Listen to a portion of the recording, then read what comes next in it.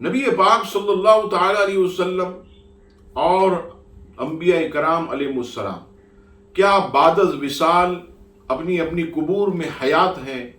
اس پر کچھ دلائل ہمیں دیں۔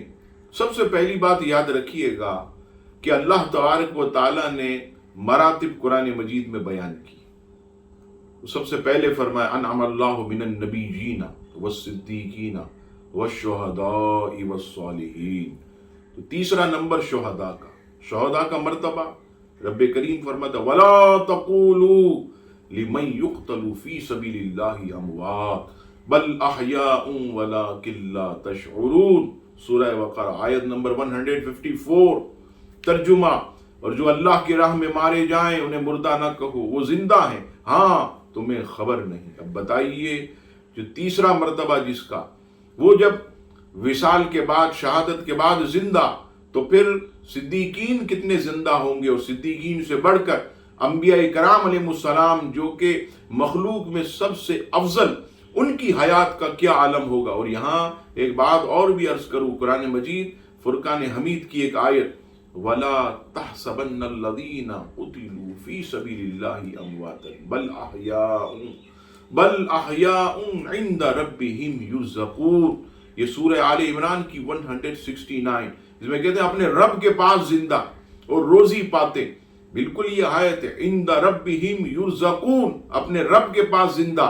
لیکن جو اگلی آیت ہم نے بیان کی جس میں واضح فرما دیا ولا تقولوا لمن يقتل في سبيل الله اموات بل احیاء ولکن لا تشعرون، اس میں تو مطلق فرمایا کہ وہ زندہ ہیں اور تمہیں اس کی خبر نہیں۔ تو وہ بھی آیت پڑھیں، صرف یہی آیت نہ پڑھیں عند ربہم یرزقون کہ رب کے پاس زندہ، رب کے پاس بھی زندہ ہیں اور اپنی قبور میں بھی زندہ ہیں اللہ کی کرم نوازی سے۔ اب آئیے ابو داؤد شریف کتاب الصلاۃ حدیث نمبر 1034، رسول اللہ صلی اللہ تعالی علیہ وسلم نے ارشاد فرمایا اللہ کریم نے زمین پر حرام کر دیا کہ وہ انبیاء کے اجسام کو کھائے۔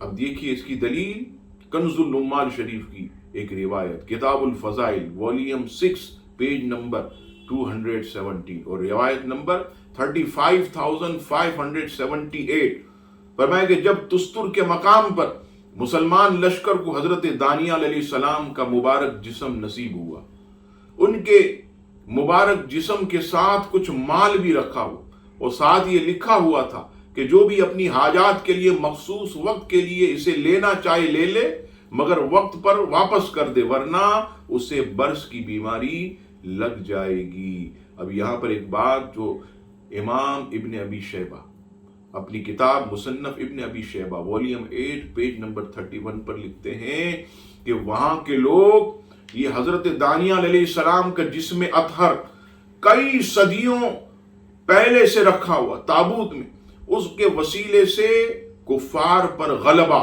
اور بارش کے لیے دعائیں مانگا کرتے۔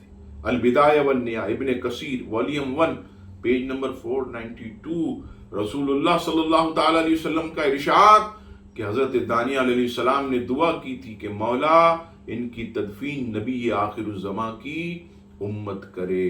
اب عزیزان گرامی اور آگے کی طرف اگر آپ آئیں تو ذرا سوچیں کہ جب حضرت ابو موسیٰ اشعری رضی اللہ تعالیٰ عنہ کو یہ تستر کے مقام پر حضرت دانیال علیہ السلام کا مبارک جسم ملا تو آپ نے سیدنا فاروق اعظم رضی اللہ تعالیٰ عنہ کو خط لکھا، کیونکہ وہ امیر المومنین تھے، کہ حضور یہاں پر اللہ کے نبی حضرت دانیال علیہ السلام کا مبارک جسم ملا۔ اور دیکھیے کمال، آپ تمام جو ہے وہ روایات کو پڑھیے، ابن کثیر جتنے بھی بڑے بڑے مورخ اور بڑے بڑے محدثین کہتے ہیں کہ صدیوں کے بعد بھی حضرت دانیال علیہ السلام کا جسم بالکل تر و تازہ تھا، آپ کے بدن پر جو کپڑے تھے وہ بھی تر و تازہ، اور اللہ اکبر کوئی بدن سے بدبو نہیں بلکہ اللہ کے نبی کے جسم سے خوشبو آ رہی، یعنی صدیوں کے بعد بھی۔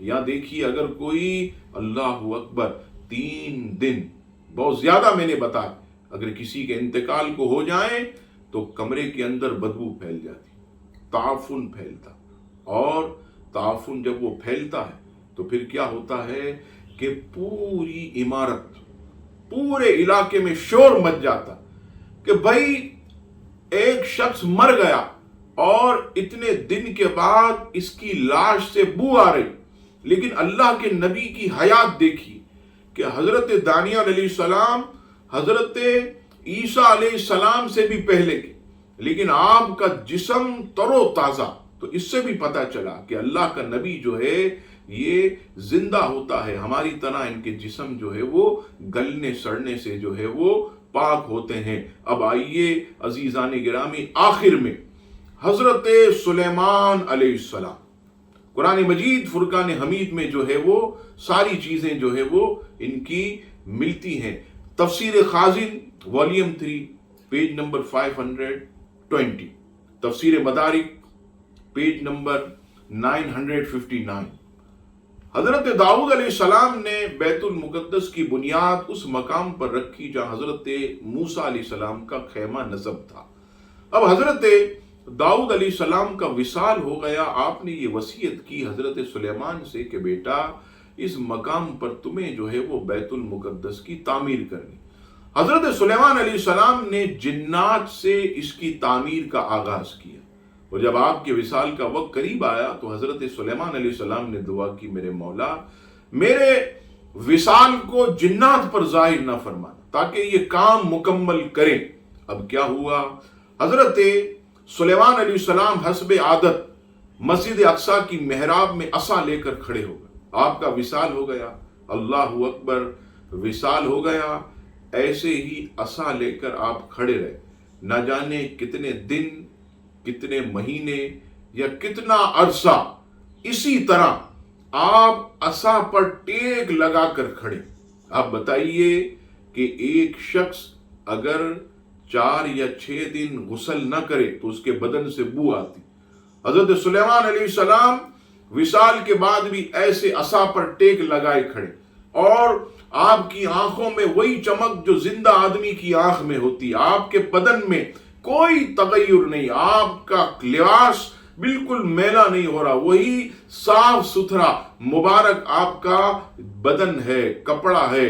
اور پھر اس کے بعد رب کریم نے دیمک کو حکم دیا، آپ کے عصے جو ہے وہ دیمک نے کھانا شروع کیا.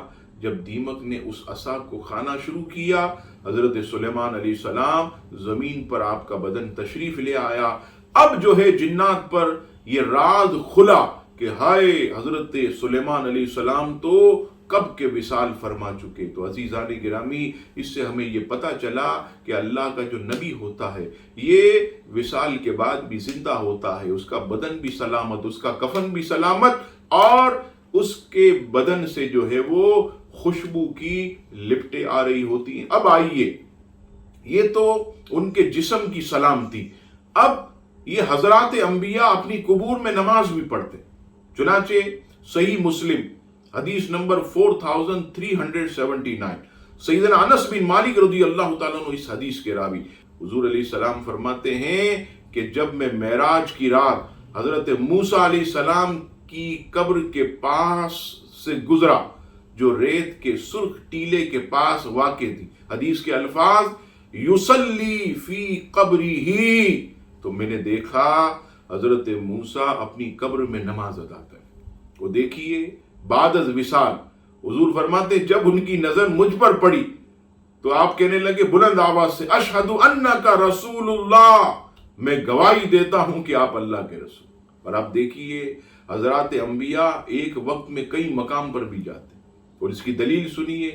سنن نسائی حدیث نمبر 446، حدیث نمبر 453، حضرت موسیٰ علیہ السلام اپنی قبر میں نماز پڑھے. حضور فرماتے جب میں مسجد اقصی پہنچا تو وہاں بھی حضرت موسیٰ علیہ السلام میرے پیچھے بھی نماز پڑھے، وہاں بھی ان کی حیا. 1,24,000 کم و بیش انبیاء و رسول وہاں موجود ہیں. حضور علیہ السلام کی امامت میں انہوں نے نماز ادا کی. اچھا، حضور علیہ السلام فرماتے پھر ہم اس کے بعد آسمانوں کی طرف گئے. نسائی شریف حدیث نمبر 453 فرمایا کہ مسجد اقصی میں بھی حضرت آدم نے میرے پیچھے نماز پڑھی. پہلے آسمان پر حضرت آدم، دوسرے پہ حضرت عیسیٰ، حضرت یحییٰ، تیسرے پہ حضرت یوسف، چوتھے آسمان پہ حضرت ہارون، پانچویں پہ حضرت ادریس، छठे पे हजरत मूसा, सातवें पे हजरत इब्राहिम। बताइए कि मस्जिद अक्सा में भी अंबिया, हजरत मूसा जो है वो अपनी कब्र में नमाज पढ़ रहे हैं, हजरत मूसा मस्जिद अक्सा में हुजूर के पीछे नमाज पढ़ रहे हैं, और छठे आसमान पर हुजूर फरमाते हैं कि हजरत मूसा वहां भी मौजूद हैं। और अगर कोई कहे कि मौजूद नहीं तो फिर तो उसे 50 नमाजें पढ़नी चाहिए। ये भी मुस्लिम की हदीस में हुजूर फरमाते मुझ पर 50 नमाजें फर्ज हुई, यानी मेरी उम्मत पर। हजरत मूसा ने अर्ज की, या रसूल अल्लाह, आपकी उम्मत 50 नहीं पढ़ सकेगी, कम करवाइए। तो इससे ये पता चला कि हजरत अंबिया जो हैं ये बादस विसाल जिंदा और अल्लाह के हुक्म से जो है ये कई मकामात पर भी जो है ये पहुंच जाते हैं। अब आइए अजीजान गिरामी, और आसान आपकी खिदमत में ये मौजू कर दूं, और ये भी याद रखिएगा हमारा मकसद ये नहीं कि अंबिया को मौत नहीं आती। अंबिया अलैहिस्सलाम जो रब करीम ने फरमाया कुल्लु नफ्सिन ज़ाइक़तुल मौत, रब करीम का ये इरशाद पूरा करने के लिए एक आन उनके बदन से रूह निकाली जाती, फिर दोबारा उनके बदन में दाखिल कर दी जाती है। अब आइए रसूलुल्लाह सल्लल्लाहु तआला अलैहि वसल्लम की एक हदीस पाक जो कि इमाम अबू दाऊद ने किताबुल हज हदीस नंबर 2041 मुस्तनद हदीस पाक कि रसूलुल्लाह सल्लल्लाहु तआला अलैहि वसल्लम ने इरशाद फरमाया, कोई ऐसा नहीं जो मुझे सलाम करे मगर अल्लाह ताला मेरी रूह को वापस मेरे बदन में लौटा देता ताकि मैं उसके सलाम का जवाब दूं। अब लोग कहते हैं मौलाना साहब, इससे पता चला कि हुजूर के बदन में रूह नहीं, जब सलाम कोई पेश करे तो रब्बे करीम रूह को लौटा देता है। यहां पर एक बात अकल के मुताबिक आपकी खिदमत में अर्ज करूं, हुजूर अलैहिस्सलातु वस्सलाम पर सलाम का सिलसिला नहीं रुकता। हर लम्हा दुनिया में कोई भी मुसलमान आपका गुलाम ये हुजूर पर सलाम भेज ही रहा होता। जब हर लम्हा उम्मती सलाम भेज रहा है तो फिर मानना पड़ेगा कि रूह मुबारक भी हर लम्हा रूह जो है वो बदन में मौजूद है। अच्छा, अब आइए कोई कहे ठीक है पूरी दुनिया के लोग कोई सलाम नहीं भेज रहा, कोई हुजूर अलैहिस्सलातु वस्सलाम को सलाम नहीं कर रहा, तो आइए ये हदीस पाक भी मौजूद, हुजूर अलैहिस्सलाम फरमाते कि 70,000 सुबह और 70,000 शाम फरिश्ते ये मेरे ऊपर सलाम भेजते हैं। अब बताइए जो 70,000 सुबह आते हैं ये शाम तक सलाम भेजते, हुजूर उनके सलाम का जवाब देते, और जो शाम आते ये सुबह तक ये सलाम करते, हुजूर इनके सलाम का जवाब देते। तो इससे भी पता चला कि जब सलाम का सिलसिला फरिश्तों का ये हर आन जारी, तो रूह मुबारक भी हर आन बदन के अंदर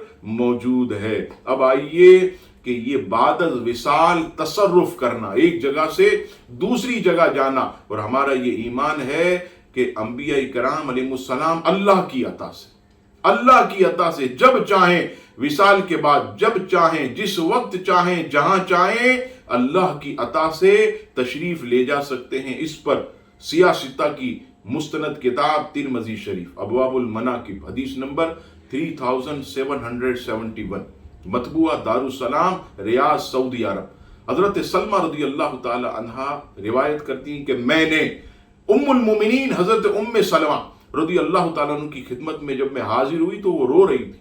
मैंने पूछा, ए उम्मुल मोमिनीन आप क्यों रो रही? उन्होंने फरमाया, मैंने रसूलुल्लाह सल्लल्लाहु ताला अलैहि वसल्लम को ख्वाब में देखा, आपकी दाढ़ी और सरे अनवर गर्द आलूद थे। मैंने अर्ज की, या रसूलल्लाह सल्लल्लाहु ताला अलैहि वसल्लम क्या बात है? आप सल्लल्लाहु ताला अलैहि वसल्लम ने इरशाद फरमाया, शहिदतु क़त्लल हुसैनी आनिफा, मैं अभी हुसैन की शहादत में शरीक हुआ हूं। इससे पता चला कि मदीने पाक में हुजूर अलैहिस्सलाम आराम फरमा और इमाम हुसैन इराक के शहर करबला में शहीद हुए, और फरकार फरमाते हैं कि शहीदतु क़त्लल हुसैनी आनिफा, मैं अभी हुसैन की शहादत में शरीक हुआ हूं। तो मानना पड़ेगा कि अल्लाह के हबीब को اللہ تبارک و تعالیٰ نے یہ اختیار دیا ہے کہ وصال کے بعد بھی جب چاہیں، جس وقت چاہیں، جس جگہ چاہیں، اللہ کی عطا سے تشریف لے جا سکتے ہیں۔ تو عزیزان گرامی، ہمارا یہ ایمان ہے کہ حضرات انبیاء اور اللہ کے نیک بندے بعد از وصال بھی اپنی قبور میں حیات ہیں، اور ان کی حیات دنیاوی حیات سے بھی افضل ہے، اعلیٰ ہے اور بڑھ کر ہے۔ اللہ تبارک و تعالی ہم سب کو اسی عقیدے پر زندہ رکھے اور اسی پر موت عطا فرمائے۔